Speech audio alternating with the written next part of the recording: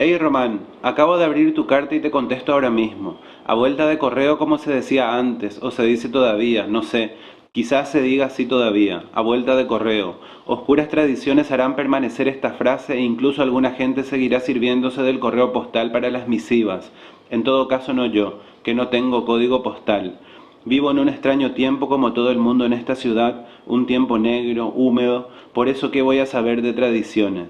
Apenas he conseguido armarme 2 o 3 hábitos, es decir, fumar, emborracharme y levantarme cada mañana.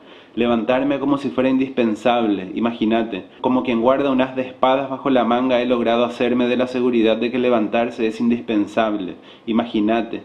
Qué tontería, invento mío nomás. En el fondo sé que no es indispensable. Tampoco es indispensable seguir acostado, no sé cómo es. El caso es que me levanto cada mañana como si el día fuera indispensable y apenas me doy cuenta de que el día no es indispensable, esto es apenas termino de lavarme la cara, enciendo un cigarrillo, pues ¿qué más voy a hacer? Encender un cigarrillo. Es lo mejor por las mañanas. Ya en las primeras caladas parece efectivamente que el día vuelve a ser indispensable. Luego no hay caso de zafarse de la decepción. Entonces uno busca una cerveza por ahí para agarrar sueño y dormir nuevamente. Entre esquivar la decepción y encontrar una cerveza por ahí es que transcurre el día. Uno hace cosas decepcionado, por supuesto, y luego va a dormir y al día siguiente comienza igual.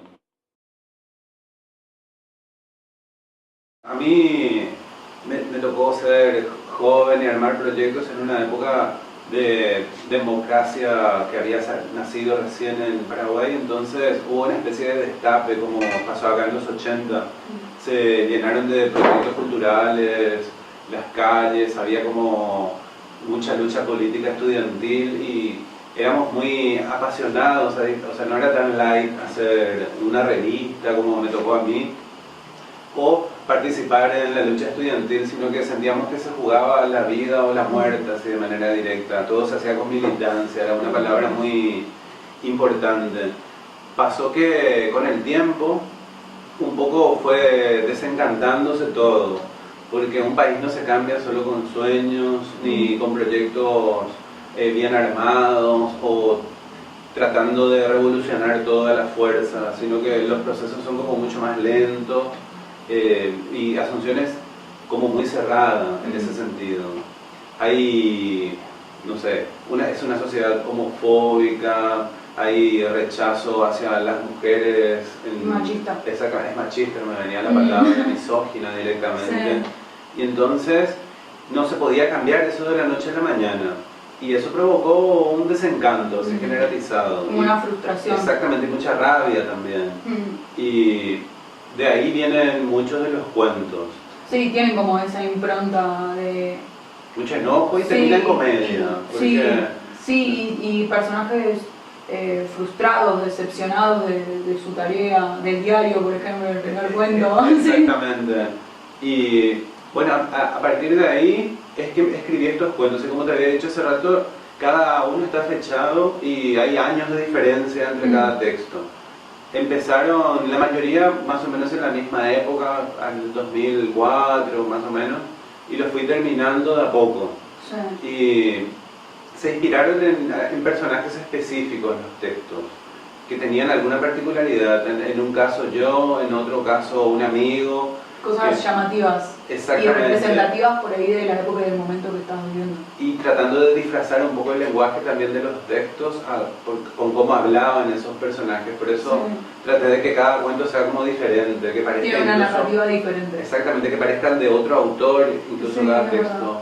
Porque, o sea, yo creo mucho en que la posibilidad de lo nuevo es, lo nuevo es posible en literatura.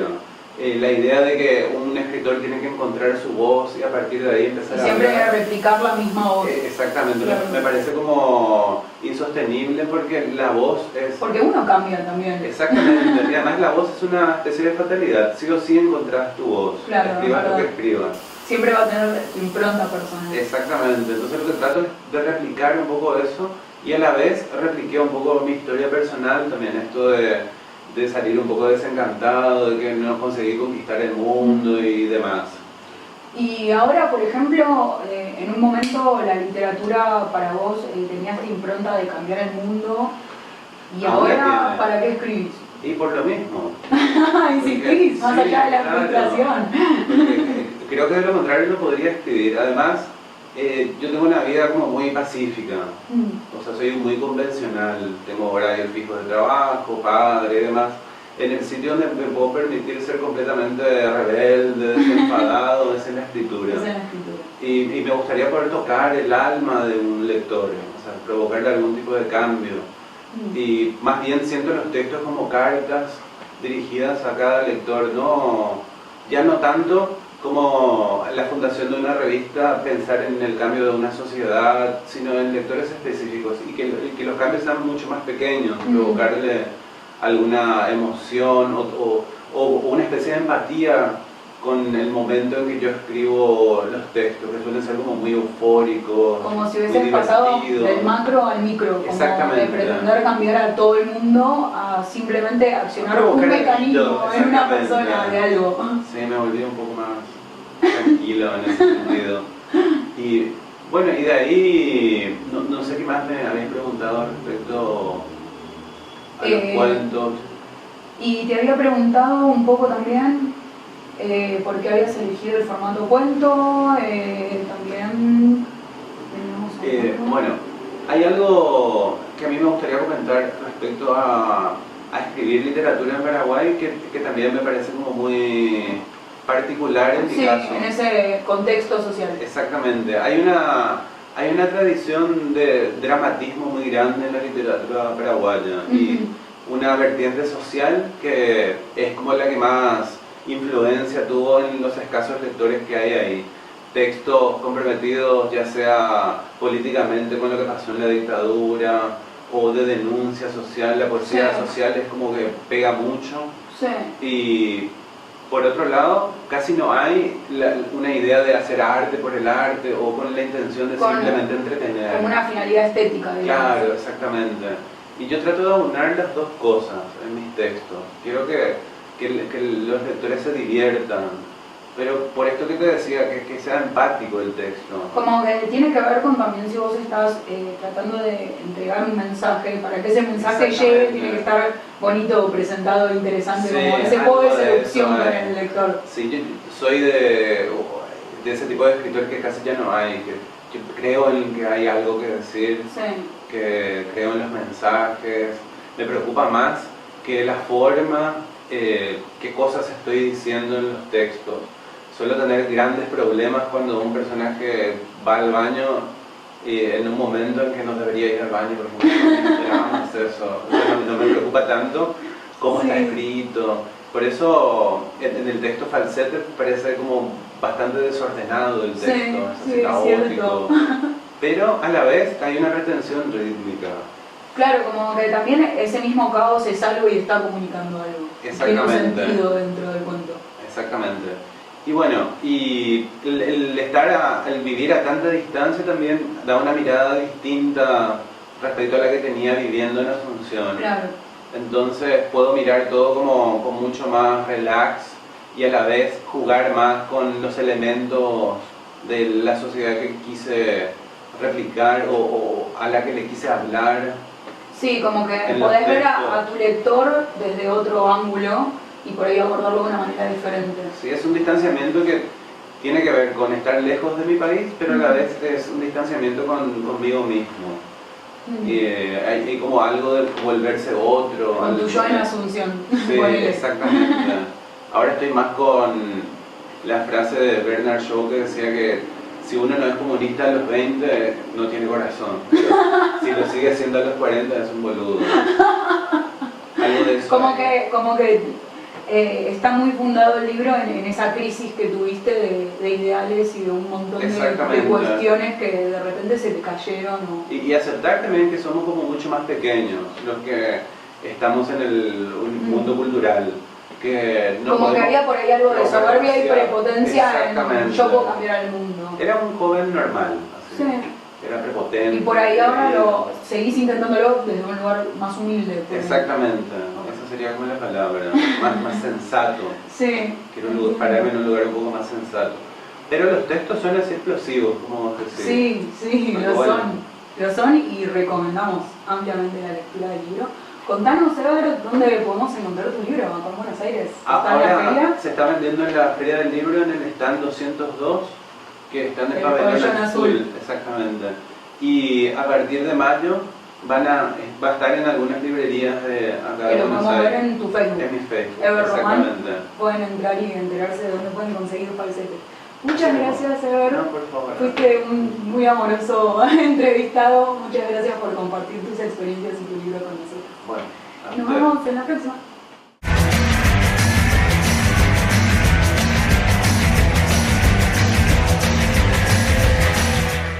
Seguimos con Letras al Margen. Ahora vamos a continuar con la crítica literaria que hace Luzarraga, va a ser de qué es la propiedad de Proudhon. También vamos a tener las lecturas que nos comparta Carla Cortés Cid. Y por último, como siempre, las agendas para despedirnos. Seguimos.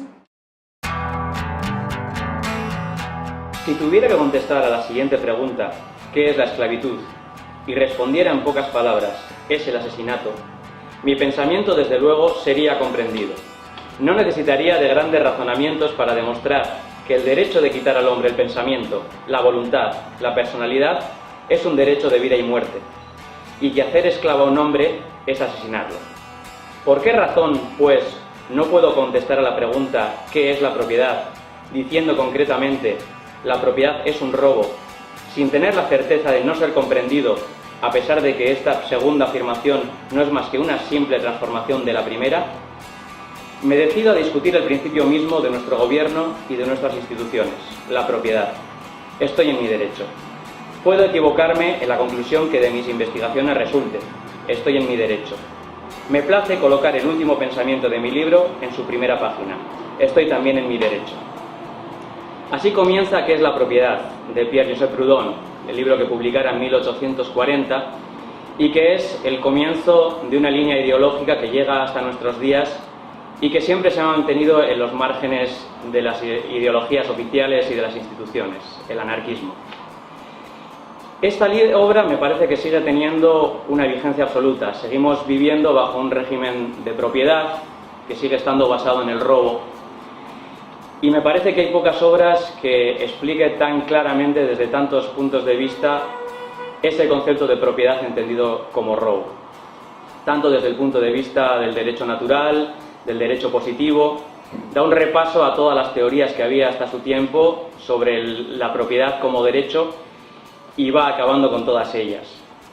Esta obra tuvo muchísima influencia en buena parte del pensamiento socialista posterior, tanto en primer lugar en el propio Marx, que en la Sagrada Familia reconoce las virtudes de esta obra y la considera como el principio del pensamiento socialista científico, como por supuesto en los seguidores de las líneas anarquistas como Bakunin, Kropotkin, Tolstoy y tantos otros. También en su momento destacaban los valores literarios en cuanto a la narración autores como Flaubert o como Baudelaire. Pero fundamentalmente yo me quedo con la potencia de las ideas, la irreverencia, la provocación y el pensamiento libre que manifiesta Proudhon, manteniéndose siempre al margen de todas las líneas hasta ese momento admitidas. Proudhon él mismo decía que no quería seguidores, que no seguía a nadie, se consideraba una mente libre y tal vez eso le valió también muchas veces no ser comprendido y ser atacado, porque igual que analizó las bases del capitalismo para demolerlas, también se atrevió a poner en duda incluso las ideas del socialismo y del comunismo, proponiendo su propia vía, que sería el federalismo de corte anarquista. Bueno, es una obra que se lee a gusto, fácil y que para mí sigue manteniendo enorme vigencia y que sería bueno volver muchas veces a clásicos como este para entender todavía la realidad que vivimos hoy en día.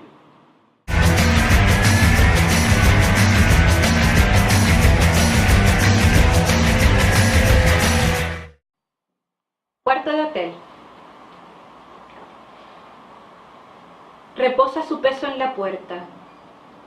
Los temblores de la luz inhiben los minutos, los gritos y sangro. Se descomprime entre mis dientes la presión del porvenir.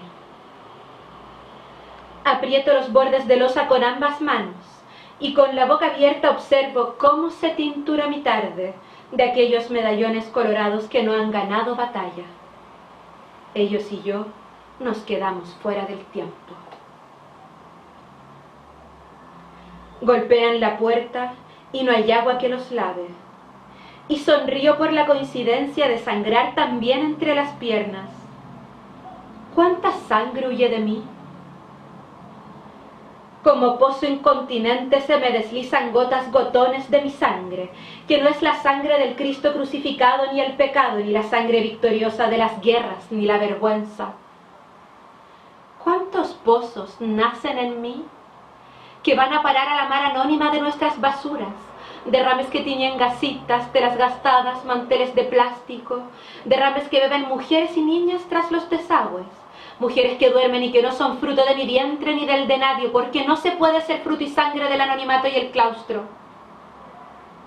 Del otro lado me esperan, me exigen que es hora de partir, dicen, y yo me escabullo hace horas sin que lo sepan.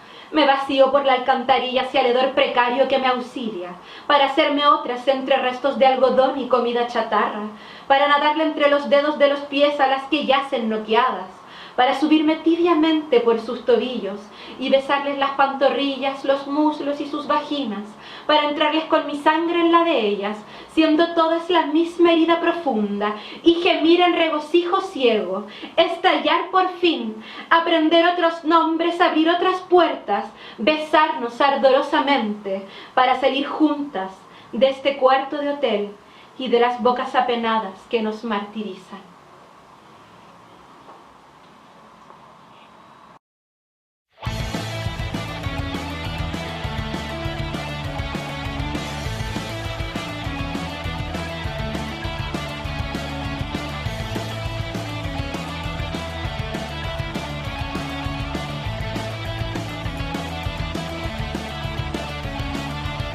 En los eventos próximos tenemos el 4 de mayo la trilogía Relatos de Lucha, Vidas y Esperanza en la Biblioteca Popular José Ingenieros, que queda en Ramírez de Velasco 958, esto es a las 19:30. El 17 de mayo continúa el Litrepunk, su segunda jornada, en Salón Purredón, que queda en Santa Fe 4560 y es a las 21 horas. El 4 y el 5 de junio está la Feria del Libro Independiente y Alternativo Capital en Quinquera Martín y General Hornos, y esto es desde las 12 horas hasta las 20 horas. Bueno, llegamos al final del programa, espero que les haya gustado. Recuerden que pueden verlo los domingos a las 19 por Antena Negra TV, que sale en el canal digital número 20. También repite los martes a las 23 y pueden verlo online en la página de Antena Negra, que es antenanegratv.com.ar. Si quieren contactarse con nosotros, nuestra página de Facebook es Letras al Margen, y pueden escribirnos para participar, ya sea haciendo críticas literarias o para que les entrevistemos acerca de un libro o para compartir sus textos. Muchas gracias y nos vemos en la próxima.